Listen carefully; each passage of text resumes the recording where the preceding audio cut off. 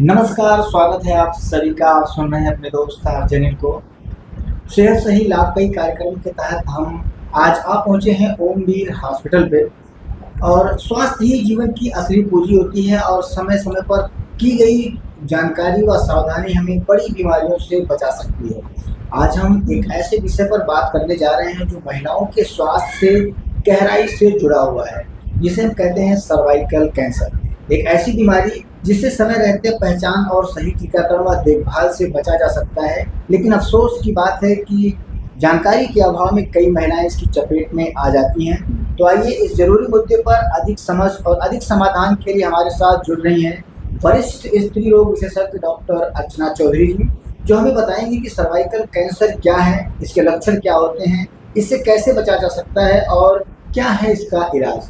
Madam, इससे पहले कि हम बातें करें, आपका बहुत बहुत स्वागत है हमारे चैनल पे। आपको भी नमस्कार। आप सभी को मैं डॉक्टर अर्चना चौधरी, संचालिका ओमवीर अस्पताल कैली के सामने। और आज हम बात करेंगे बहुत ही इम्पोर्टेंट टॉपिक के बारे में, जिसको कहते हैं सर्विक्स कैंसर है, सर्वाइकल कैंसर के बारे में। जी मैडम, सबसे पहला सवाल हम आपसे जानना चाहेंगे कि सर्वाइकल कैंसर क्या है, इसके बारे में हमारे श्रोताओं को आप बताएं।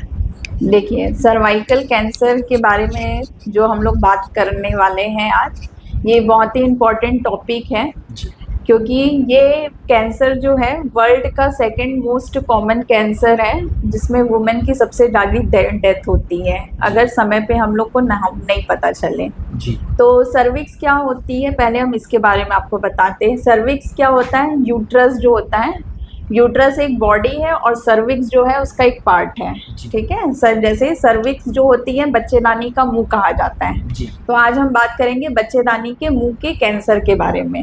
ठीक है, और जो बच्चेदानी का जो मुंह होता है जिसको बोलते हैं सर्विक्स, कैंसर का जो स्टार्टिंग जो फेज होता है सर्विक्स से ही स्टार्ट होता है। फिर वो धीरे धीरे जैसे जैसे प्रोग्रेस होता है तो फिर बाकी चीज़ों को, ऑर्गन को धीरे धीरे इन्वॉल्वमेंट भी होता है।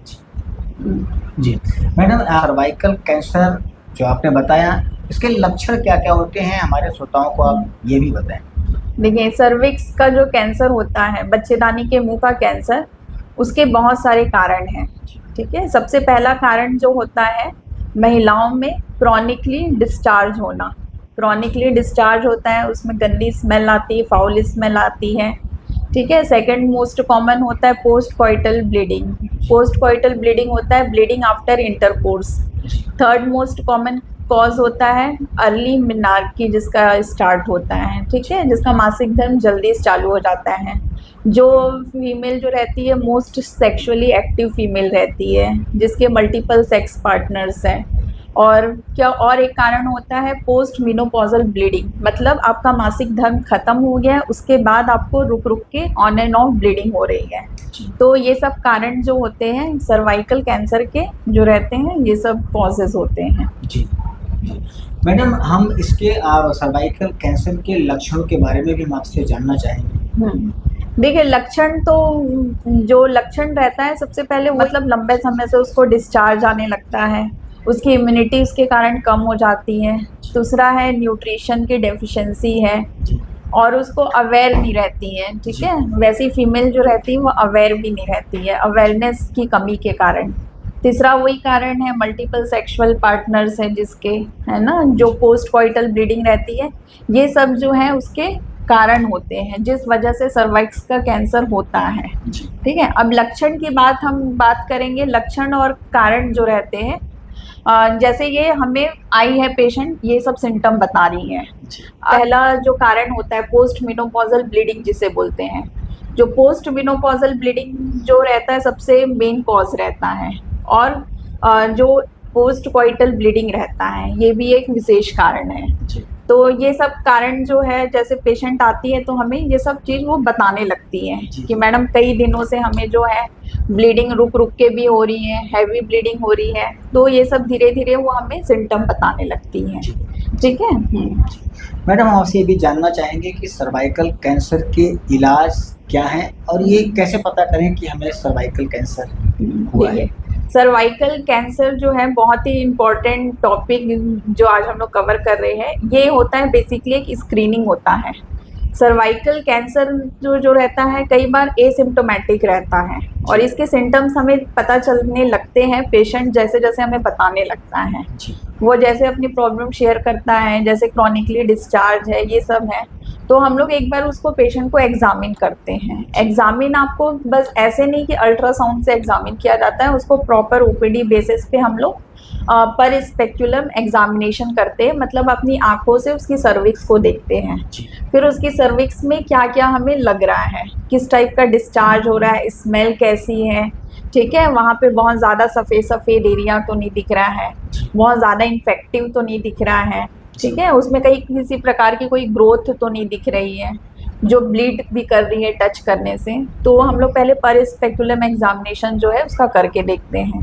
फिर उसके बाद पेशेंट की सर्विक्स देखने के बाद फिर हमें उसको एडवाइस करना रहता है पेपिस्मियर स्क्रीनिंग। अब पेपिस्मियर क्या रहता है, एक स्क्रीनिंग होती है कैंसर के बारे में हमें पता लगाने के लिए, ठीक है। अब कैंसर जब पेपिस्मियर की रिपोर्ट आती है हमारे पास, अगर नॉर्मल रिपोर्ट है तो मतलब समझिए अभी तक के पेशेंट को कोई कैंसर का एक्सपोजर नहीं हुआ है।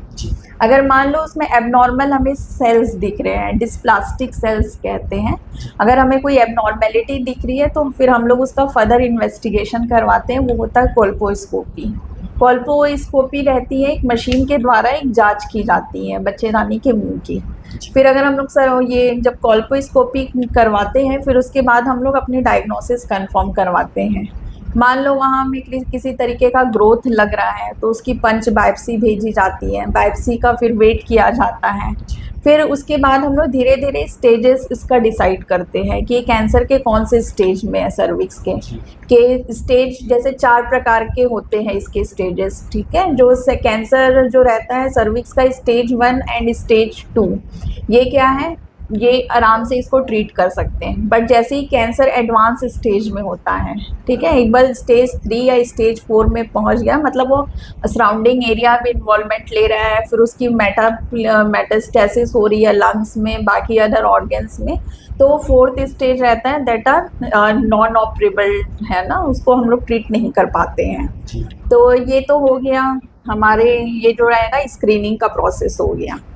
मैडम, मैं आपसे भी जानना चाहेंगे कि सर्वाइकल कैंसर के बचाव के लिए HPV के टीके कब और कब तक लगवाए जाने? अब जो कैंसर सर्विक्स होता है ये कॉज होता है ह्यूमन पैपिलोमा वायरस के कारण, ठीक है। ह्यूमन पैपिलोमा वायरस जो उसको बोलते हैं हम लोग HPV वायरस, ठीक है। अब HPV जो इन्फेक्शन होता है ये महिलाओं में, जिसे भी महिलाओं में भी होता है, पुरुषों में भी पाया जाता है। तो HPV वैक्सीनेशन ही एक क्या बोल सकते हैं, HPV वैक्सीनेशन अगर जिसमें बहुत जल्दी हम लोग करवाना चालू कर देते हैं, उसमें जो कैंसर सर्विक्स का जो रेट रहता है वो बहुत जल्दी कम हो जाता है कैंसर होने का। और पुरुषों में भी जो रहता है, जो बॉयज़ होते हैं, मेल्स होते हैं, उसमें भी जितने भी जेनाइटल कैंसर्स होता है, ओरल कैंसर्स होते हैं, इसके भी रेट को कम कर देते हैं। और जो ये कैंसर का जो टीका है ये बहुत ही सेफ टीका है ना। आजकल हम लोग ये अपने OPD में जो रहता है इसको रेगुलर बेस में हम कैंसर के लिए और कैंसर के रोकथाम के लिए रेगुलर पेशेंट को काउंसिल किया जाता है। ये जो टीका होता है 9 साल से 15 साल के जो बच्चे होते हैं उनको जो रहता है 2 डोज लगता है, ठीक है, चाहे लड़का हो या लड़की हो, 2 डोज लगता है। अगर जो है 15 साल के ऊपर के एज रहते हैं, 15 साल से ऊपर के एज वालों से लेके 45 साल तक के, 15 से 45 साल तक का ये 3 डोज में लगता है। और ये डोज ऐसा रिकमेंडेशन है, पहले डोज अगर जैसे हम आज लगाए हैं तो सेकेंड डोज जो रहता है उसको 1 महीने के बाद कवर करना रहता है, और जो तीसरा डोज रहता है वो 6 महीने के बाद कवर करना रहता है। फर्स्ट डोज से हम लोग कैलकुलेट करते हैं तो। और जो 9 से 15 साल के उम्र के जो लड़के लड़कियों हैं उनमें ये जो डोज रहता है सिर्फ 2 डोज लगती है, ठीक है। एक पहला डोज लगता है इनिशियल डोज, और फिर उसके बाद 6 मंथ के बाद लगता है। और जब हम कैंसर का टीका जब लगाते हैं तो बच्चों में थोड़े बहुत उनको माइल्ड फीवर सा हो सकता है, या इंजेक्शन साइड थोड़ा बहुत उसको पेन हो सकता है, लेकिन वो धीरे धीरे सबसाइड हो जाता है। और ये बहुत ही इम्पॉर्टेंट चीज़ है कि एज सुन एज पॉसिबल हो बच्चों में ये वैक्सीनेशन जल्द से जल्द करवा दिया जाए, क्योंकि इसमें जो सर्वाइकल कैंसर या अदर ओरोजेनाइटल कैंसर या जितने भी पेनाइल कैंसर के रेट्स हैं 90% तक के इफ़ेक्टिव हैं। तो हम लोग यही जागरूक करते हैं महिलाओं को, पुरुषों को और उनके बच्चों के लिए एज सुन एज पॉसिबल हो। दो टीके हैं ज़रूरी ज़िंदगी बचाने के लिए। बहुत बहुत धन्यवाद। अभी आप सुन रहे थे ओमवीर की संचालिका डॉक्टर अर्चना चौधरी जी को, जिन्होंने आज हमें सर्वाइकल कैंसर के बारे में अपनी समझ साझा की। बहुत ही सारी जानकारी दी आपने, इसके लिए आपको बहुत बहुत धन्यवाद। नमस्कार किसान रेडियो को भी मेरे तरफ से और अनिल जी को भी।